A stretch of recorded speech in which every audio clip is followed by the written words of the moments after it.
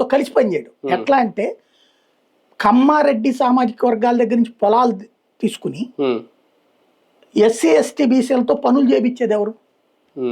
పైన వాళ్ళతో సమన్వయం, కింద వాళ్ళతో సమన్వయం చేసేవాడే కాపు.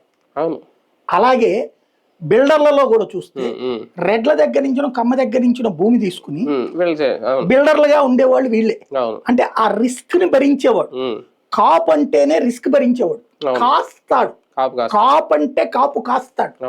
అందుకనే కాపు మాటలో ఒక పెద్దరికం ఉంటది, ఒక తండ్రి లాంటి దబాయింపు ఉంటది, ఒక మామగారి లాంటి హితబోధ ఉంటది. అది నచ్చనోడికి బాధపడ్డోడికి దౌర్జన్యంగా కనిపిస్తుంది, అర్థం చేసుకున్న కుటుంబ సభ్యుల్లాగా ఉన్నోడికి ప్రేమగా కనిపిస్తుంది. అంతే, నచ్చనోడికి పెత్తనం, నచ్చనోడికి బాధ్యత.